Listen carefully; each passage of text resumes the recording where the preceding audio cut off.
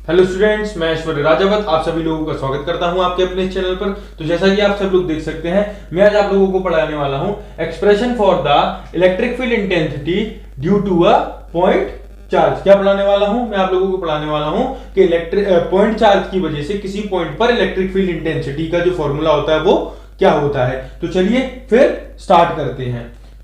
Consider a point charge plus Q at point O situated in a medium of dielectric constant K. We have to find the electric field intensity at point P at a distance R from it.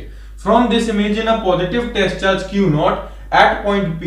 Then, according to Coulomb's law, the force on Q naught is. ये language क्या कह रही है मैं ये आप लोगों को समझाता हूं। मान लीजिए एक अपने पास पॉइंट O है जिसपे कि अपने पास ये पॉजिटिव पॉइंट चार्ज है। क्या है? Point charge.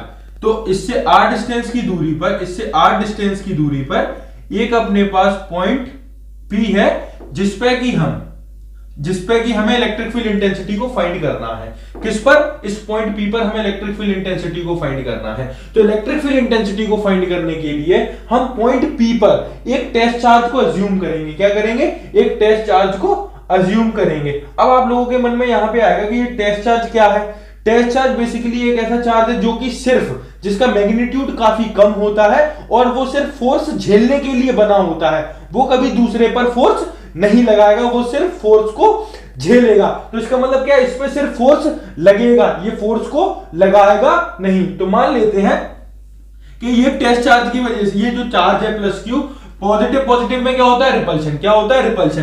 तो ये चार्ज इसको किस तरफ पुश करेगा? इस तरफ। तो इसका मतलब क्या है? Q नोट पे जो फोर्स की डायरेक्शन है वो कुछ इस डायरेक्शन में होगी। किस डायरेक्शन में होगी? इस डायरेक्शन में, अलोंग OP।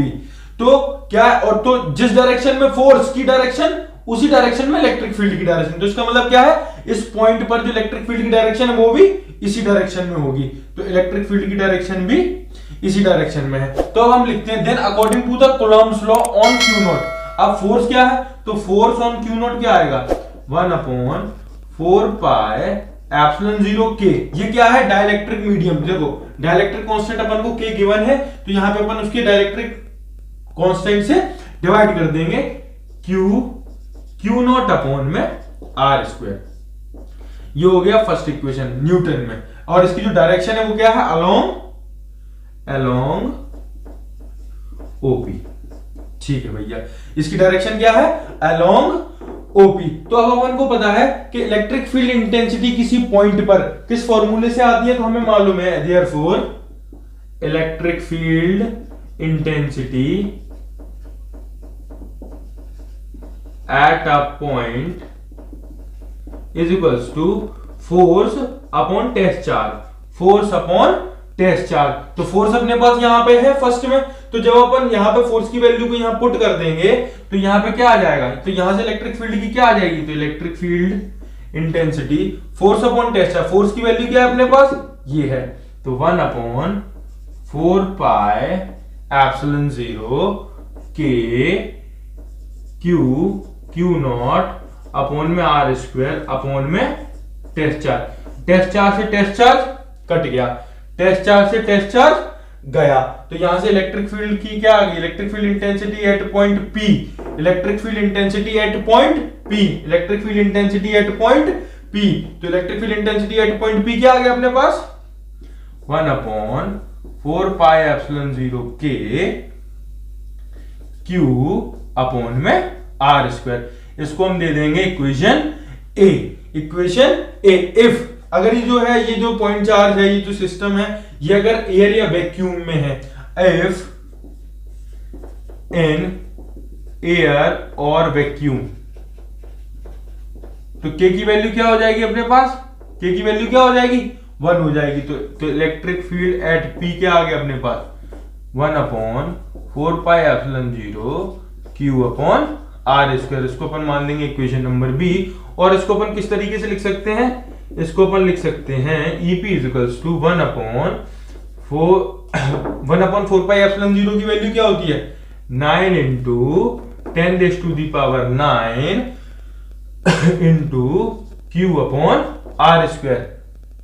इसको भी अपन B मान लेते हैं क्योंकि ये और में इक्वेशन है। तो इसकी जो यूनिट है वो क्या है, न्यूटन पर कूलम, न्यूटन पर कूलम, न्यूटन पर कूलम।